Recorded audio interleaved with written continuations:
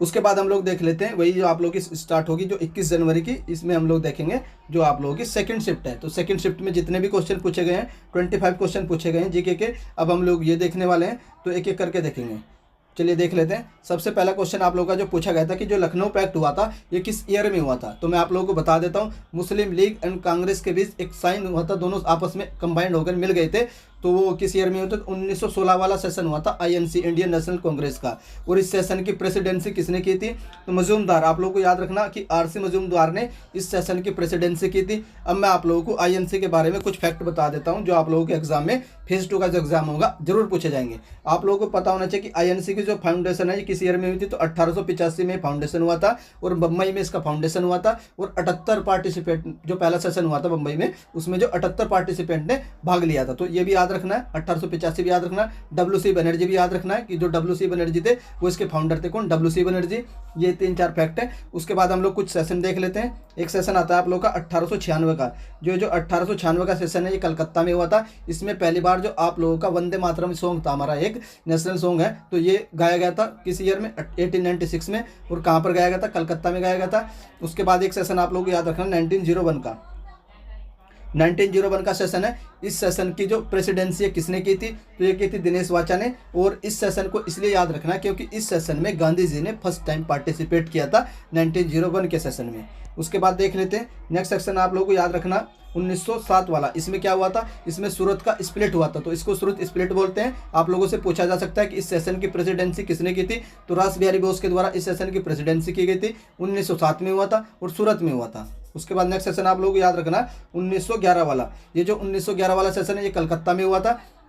और यहाँ पर क्या हुआ था? जो हमारा नेशनल एंथम है जन गण मन, वो पहली बार गाया गया था। और इस सेशन की जो प्रेसिडेंसी है वो किसने की थी? बिशन नारायण धर। किसने? बिशन नारायण धर ने 1911 के सेशन कोलकाता वाले की प्रेसिडेंसी की थी। पहली बार यहाँ पर नेशनल एंथम गाया गया था। 1911 याद रख सकते हो। 1912 याद रखना है तो रख सकते हो, ये बांकीपुर बिहार में हुआ था। उसके बाद नेक्स्ट आप लोगों को 1916 वाला मैंने आप लोगों को बता दिया है, 1916 वाला। उसके बाद आप लोग याद रखना 1917 वाला।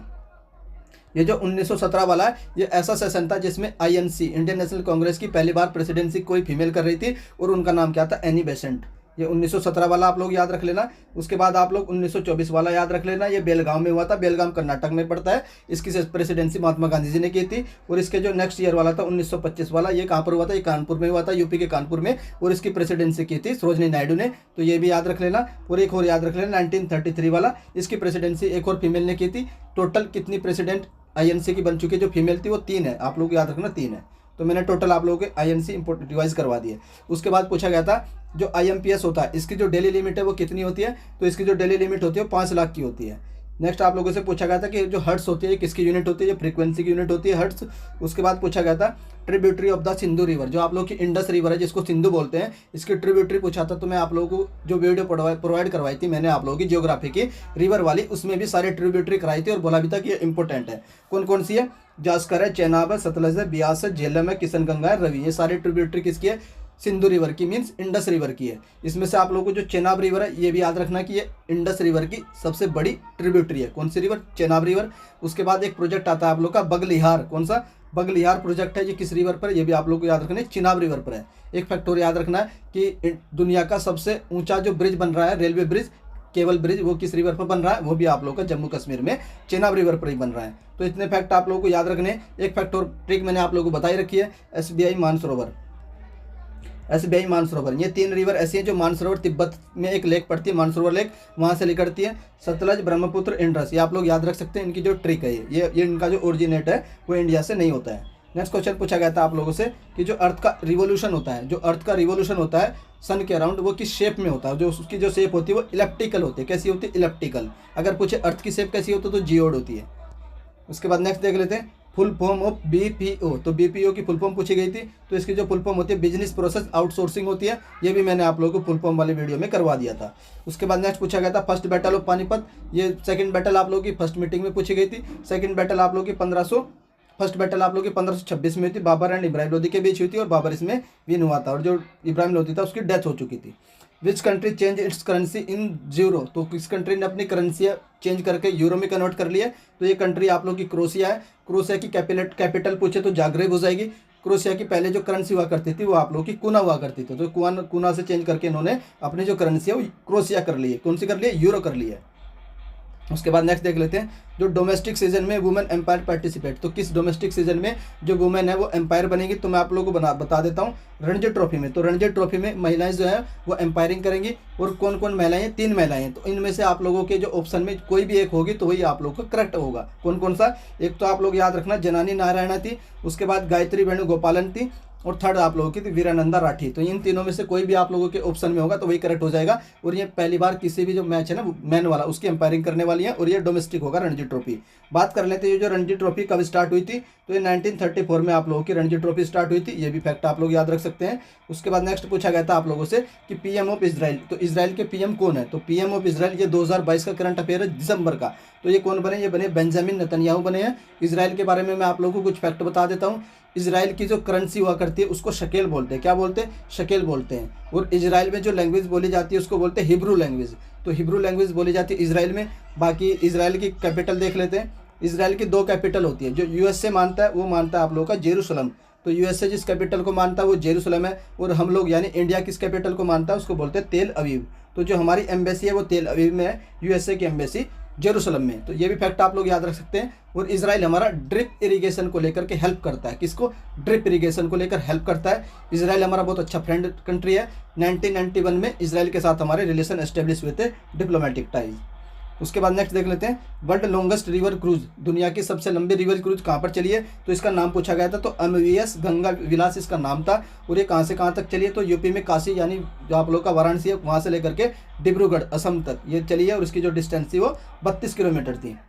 उसके बाद नेक्स्ट देख लेते हैं, when is the Muslim League form, आप लोगों की जो मुस्लिम लीग है ये कब बनी थी? तो मुस्लिम लीग बनी थी 1906 में बनी थी।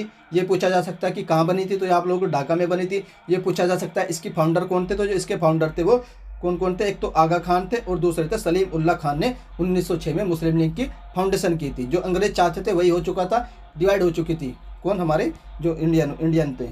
उसके बाद नेक्स्ट आता है हमारा flagship report on climate change impacting water resources. तो ये जो रिपोर्ट है ये किसके द्वारा पब्लिश की गई? ये रिपोर्ट पब्लिश की गई है यूनाइटेड नेशन के द्वारा। उसके बाद नेक्स्ट आता है metal remain liquid at room temperature, ऐसी कौन सी मेटल है जो लिक्विड रहती है एट रूम टेम्परेचर? तो उस मेटल को बोलते हैं मरकरी। मरकरी के बारे में आप लोगों को ये ध्यान रखना है, ये एक लिक्विड मेटल होती है। दूसरा पॉइंट इसका एटॉमिक नंबर भी आप लोग याद रख सकते हो, 80 इसका एटॉमिक नंबर होता है। उसके बाद नेक्स्ट देख लेते हैं, India's first open rock museum कहाँ पर बनेगा? तो ये बनेगा आप लोगों का हैदराबाद में। हैदराबाद में एक सलारगंज, जो सलारगंज म्यूजियम है ये भी आप लोगों को हैदराबाद में ही मिलेगा। कौन सा म्यूजियम? सलारगंज म्यूजियम। उसके बाद नेक्स्ट देख लेते हैं, main component of the CNG and biogas. तो सीएनजी एंड बायोगैस का मेन कंपोनेंट पूछा गया था। सीएनजी की फुल फॉर्म आप लोगों से ऑलरेडी पूछी जा चुकी है, कंप्रेस्ड नेचुरल गैस होती है। और इसका जो मेन कंपोनेंट होता है वो आप लोगों का मेथेन होता है। जो आप लोगों का वो लाइटर होता है, सिगरेट लाइटर, उसमें भी पूछा जा चुका है कि कौन सा मेन कंपोनेंट होता है, तो उसमें ब्यूटेन होती है। कौन सी? ब्यूटेन। नेक्स्ट आता है फाउंडर ऑफ द खुदाई खिदमतगार, जो खुदाई खिदमतगार है इसके फाउंडर के बारे में पूछा गया था। तो ये कौन थे? तो खान अब्दुल गफ्फार खान थे। इनके बारे में मैं आप लोगों को हमेशा एक पॉइंट बताता हूँ कि पहले फॉरेनर कौन थे जिनको भारत रत्न दिया गया था, तो वो खान अब्दुल गफ्फार खान थे। और बात कर लेते हैं इनको कब दिया गया था, तो 1987 में इनको भारत रत्न दिया गया था, इंडिया का हाईएस्ट ऑनर दिया गया था। उसके बाद नेक्स्ट क्वेश्चन पूछा गया था, which of the following is a primary sector. तो जो हमारी इंडियन इकोनॉमी होती है उसके 3 सेक्टर होते हैं, primary sector, secondary sector, tertiary sector. तो आप लोगों से पूछा कि इनमें से कौन सा जो है वो प्राइमरी सेक्टर है। तो आप लोगों का जो ऑप्शन होगा उसमें ऑल वाला ऑप्शन होगा, क्योंकि इसमें एग्रीकल्चर हो गया, फॉरेस्ट्री हो गया, फिशरीज हो गया, ये सारे हमारे प्राइमरी सेक्टर में आते हैं। उसके बाद जहाँ पर मैन्युफैक्चरिंग होती है, आप लोगों से एक आइडिया लगा लेना, जहाँ पर भी मैन्युफैक्चरिंग होगी वो आप लोगों का सेकेंडरी सेक्टर हो जाएगा। जैसे कि आप लोगों की स्टील होगी, steel authority of India limited होगी, जहाँ पर आप लोगों को किसी भी तरीके की मैन्युफैक्चरिंग दिखेगी, जैसे ब्रेड की इंडस्ट्री होगी, तो वो हमारा सेकेंडरी सेक्टर हो जाएगा। और टर्सरी सेक्टर वो हो जाएगा जहाँ से आप लोगों को कोई भी सर्विस मिलेगी। जैसे कि मान लीजिए आप लोगों को बैंकिंग जाते हो तो बैंकिंग में सर्विस मिलती है, मोबाइल की सर्विस मिलती है, जहाँ से आप लोग मोबाइल पे बात करते हैं ना वो वाली, तो कॉलिंग सर्विस होती है, तो वो सर्विस सेक्टर में आ जाएगा। तो नेक्स्ट देख लेते हैं, जो अटल इनोवेशन मिशन था ये किसका इनिशिएटिव था? तो ये आप लोगों का नीति आयोग का इनिशिएटिव था, अटल इनोवेशन मिशन। अब नीति आयोग के बारे में देख लेते हैं। जो नीति आयोग है, इससे पहले एक बॉडी हुआ करती थी प्लानिंग कमीशन, जो कब बना था 26 जनवरी 1950 को प्लानिंग कमीशन बना था। प्लानिंग कमीशन के हेड भी आप लोगों से पूछा जाता तो हमेशा प्राइम मिनिस्टर होते थे। पहले हेड कौन थे? पंडित जवाहरलाल नेहरू जी इसके पहले हेड थे।